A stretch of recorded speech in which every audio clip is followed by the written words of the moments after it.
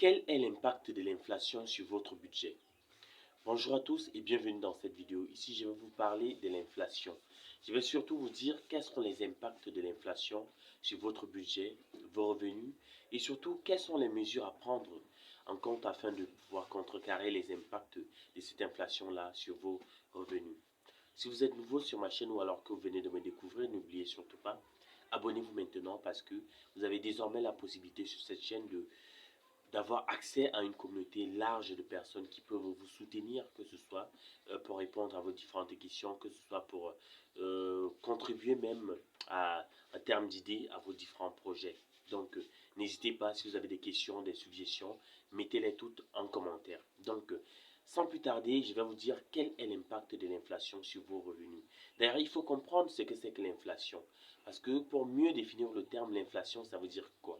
Ça veut dire que si par exemple vous aviez une baguette de pain qui coûtait par exemple 1 euro, désormais cette baguette va coûter 1,50 € ou alors 1,20 €, 1,10 €, ainsi de suite. Donc c'est une augmentation de prix.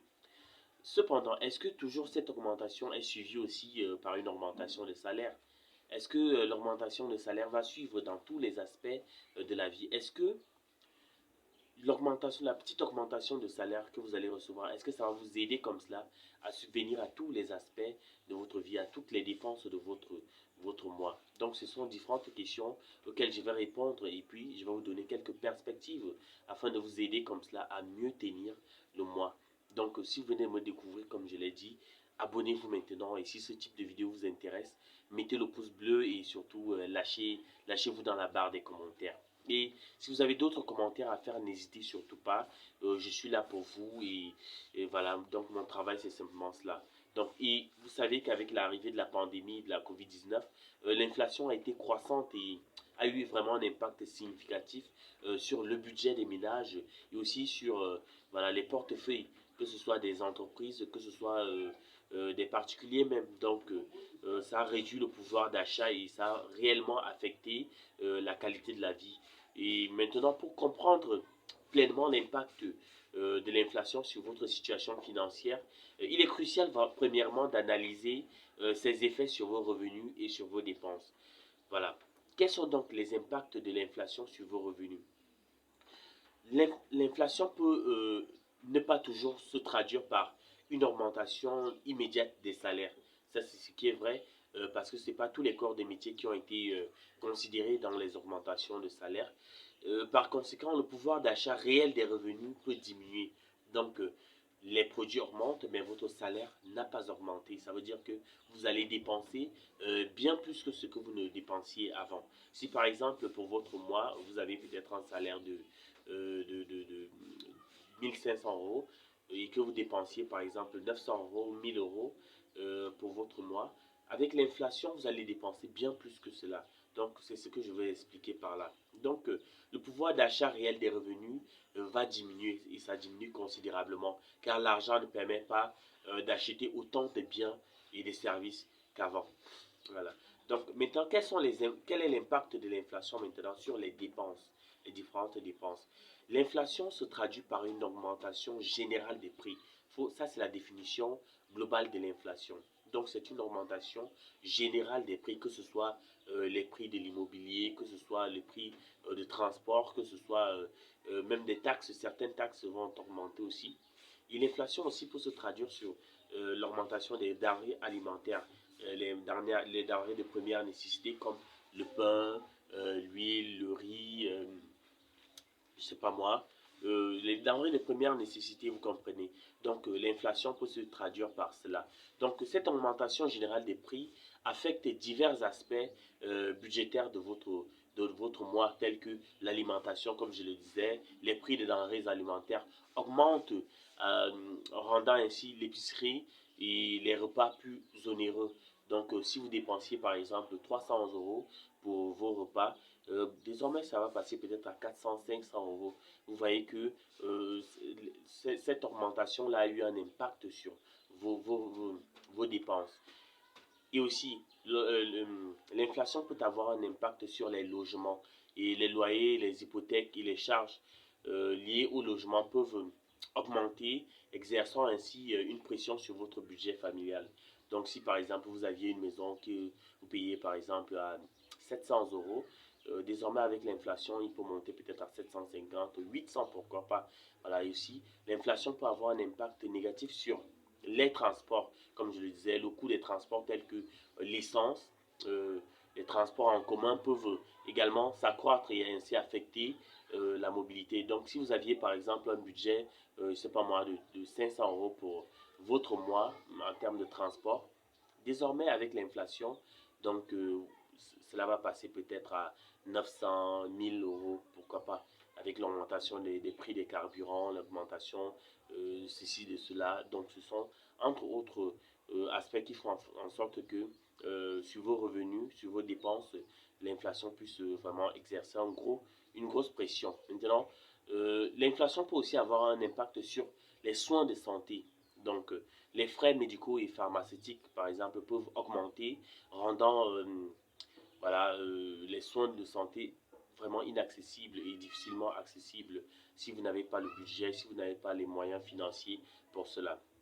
Et aussi, d'autres dépenses que je ne vais pas tout citer ici parce que l'objectif de la vidéo, c'est aussi de vous donner des conseils, des stratégies, comment contrecarrer cela. Donc, par exemple, les prix des loisirs, comme je le disais ici, des vêtements et autres dépenses discrétionnaires peuvent également augmenter, limitant ainsi les options de divertissement et d'achat. Donc, vous allez vivre comme si vous étiez des prisonniers de vous-même, sans pour autant pouvoir vous divertir. Donc, c'est très difficile. Donc, ce sont entre autres impacts négatifs de l'inflation. Mais là, nous n'allons pas nous calquer sur cela. Le but de cette vidéo, c'est de vous donner des stratégies, comment contrecarrer les impacts de cette augmentation-là, de cette inflation-là. Donc, les stratégies pour faire face à l'inflation. Donc, pour moi, pour atténuer l'impact de l'inflation sur votre budget, plusieurs stratégies peuvent être adoptées. Voilà, donc la première stratégie que moi j'ai mise en place, que je vous conseille, que je vous préconise, c'est premièrement d'établir un budget et de le suivre rigoureusement. Établir un budget et de le suivre rigoureusement. Donc ici, vous allez surveiller vos dépenses, vous allez identifier les domaines où vous pouvez réduire vos frais. Si par exemple, vous avez des articles qui, par exemple, l'autre est à 7 euros, l'autre est peut-être à 2,50 euros, peut-être ce sont presque les mêmes articles. Vous pouvez par exemple choisir celui de 2,50 €. Ou alors si vous pensez que dans tel magasin, tels articles sont à prix réduit, ou alors ils ont souvent tendance à évoluer à tel moment de l'année, vous pouvez par exemple anticiper et aller ramasser ces produits-là en grande quantité. Donc c'est cela, établir un budget et de le suivre rigoureusement aussi.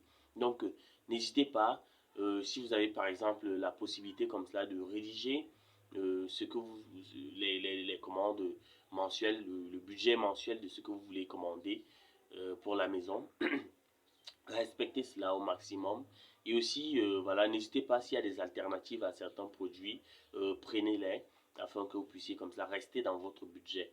Maintenant, la deuxième chose aussi pour négliger l'impact de l'inflation sur votre portefeuille, c'est de négocier les prix. Ça, c'est une chose que beaucoup de gens ne font pas. Beaucoup de gens négligent l'impact de la négociation des prix sur leur budget. Donc, presque chaque fois, lorsqu'on leur dit, peut-être si c'est 2 euros, 3 euros, ils acceptent simplement, ils payent et ils s'en vont. Et pourtant, vous avez la possibilité comme ça, lorsque cela est possible, de négocier les prix des services et des biens tels que voilà, les assurances et les abonnements. Certains abonnements même aussi, si vous ne les utilisez pas assez, vous pouvez, pourquoi pas les résilier ou alors choisir un forfait moins évolué, un forfait moins onéreux afin de conserver, afin de faire des économies d'argent. Donc aussi, le troisième point, c'est que vous pouvez aussi rechercher des offres et des promotions. Beaucoup de personnes vont dans les supermarchés sans chercher des promotions, des offres qui sont souvent à leur entière disponibilité. Ce sont des très bonnes opportunités pour vous de faire des achats qui vont vous aider comme ça à la longue. Si par exemple vous arrivez et que vous trouvez des pâtes alimentaires, par exemple à prix cassé, par exemple le paquet de, je sais pas moi, de 3 4 à tel prix, et que d'habitude c'est pas à ce prix-là. Donc c'est l'opportunité à nul autre pareil de ramasser en grande quantité afin que les mois prochains, que vous n'ayez pas à faire les mêmes achats parce que le prix aura grimpé en protéger aussi. Et n'hésitez pas, s'il y a des coupons, des bons d'achat que vous pouvez collectionner, n'hésitez pas, faites-le et vous pouvez comme cela économiser beaucoup d'argent, je veux dire. Voilà, donc n'hésitez vraiment pas. Et aussi, en quatrième point, comparez les prix des articles. Si par exemple, vous êtes habitué à acheter un article, peut-être, je sais pas moi, à Lidl à tel prix, le même article peut-être sur le Bon Coin ou alors ailleurs, c'est tel prix. N'hésitez pas à prendre celui qui, taux et taxes compris, vous reviendra moins cher. Vous voyez? Donc c'est cela. N'hésitez vraiment pas à comparer les prix. Et aussi, comparer les prix d'avant d'acheter, c'est pour trouver aussi les meilleures offres et d'éviter aussi des achats impulsifs. Parce que généralement, lorsque vous arrivez, vous trouvez solde, ceci. Parfois, ce n'est pas de la solde. Vous voyez? Donc, c'est souvent mieux de comparer les prix avant d'acheter un article.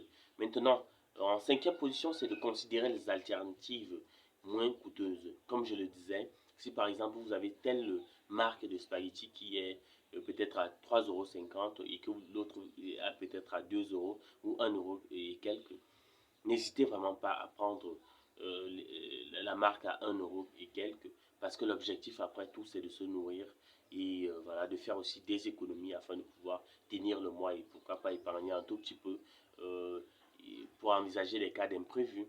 Donc c'est cela.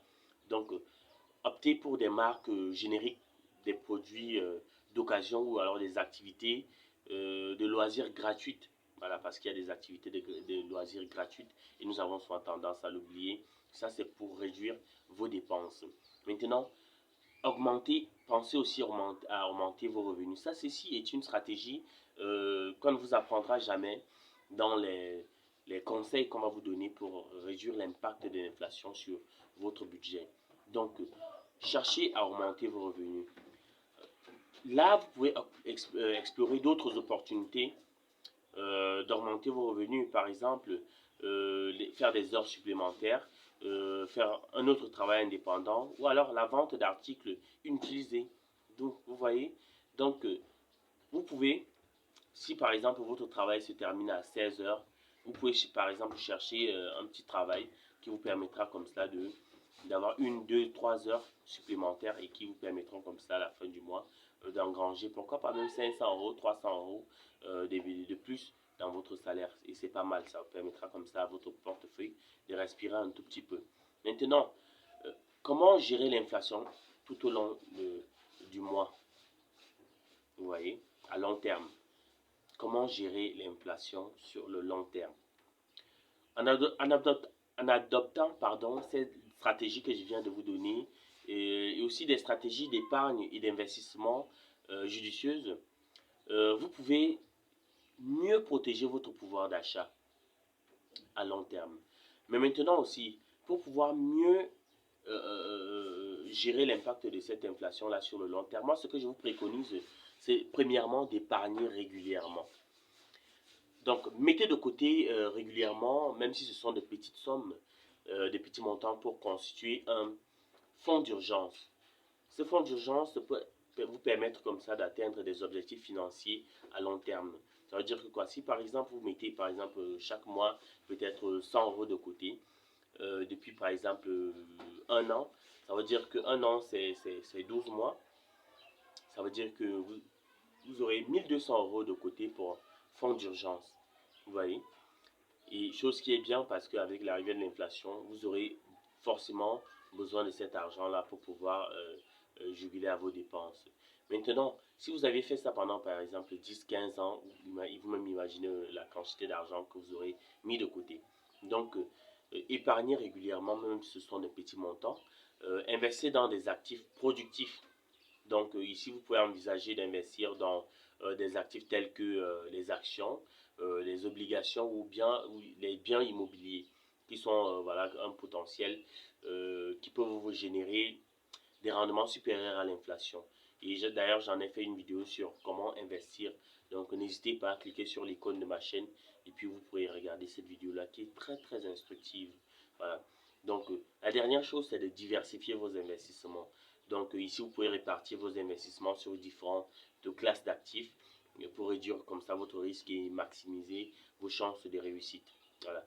Donc là, ce sont entre autres conseils pour vous aider comme cela à contrecarrer les impacts de l'inflation sur votre budget. Je vais répéter afin que tout le monde puisse être au même pas. La première chose, c'est d'établir un budget et de le suivre rigoureusement. La deuxième chose, c'est de ne pas hésiter à négocier les prix. La troisième chose, c'est de rechercher des offres et des promotions disponibles. La quatrième chose, c'est de comparer les prix dans les différents secteurs, que ce soit sur les divertissements, l'alimentaire, que ce soit même dans les hôpitaux ou partout ailleurs. N'hésitez pas à comparer les prix des prestations. Aussi, euh, n'hésitez pas vraiment à comparer aussi, à considérer les alternatives moins coûteuses si par exemple votre budget ne vous permet pas pour tel ou tel service, n'hésitez vraiment pas. Et aussi, n'hésitez vraiment pas à chercher à augmenter vos revenus. Cela permettra à votre portefeuille de se soulager et aussi voilà, de pouvoir survivre à l'inflation sur le long terme.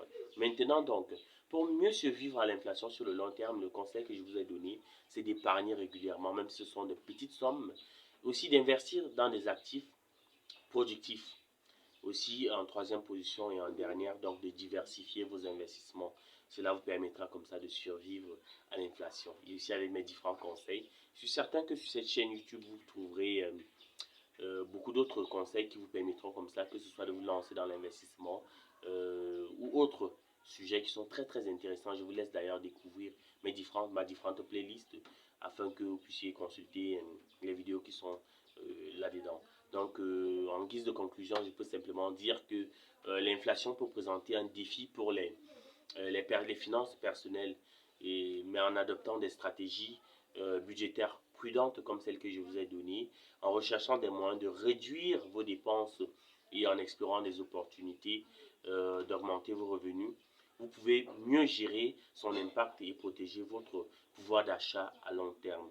Donc, n'oubliez pas de rester informé sur l'évolution économique et d'adapter vos stratégies en fonction des changements de contexte. Et si vous avez des différentes questions, n'hésitez surtout pas, mettez-les en commentaire. Je suis là pour vous et mon travail simplement, c'est de vous informer, de vous donner des conseils, des stratégies qui peuvent vous aider comme ça à contrecarrer l'impact de l'inflation sur votre budget. Si cette vidéo vous avez aimé, laissez le pouce bleu ou alors laissez-moi un commentaire. Merci.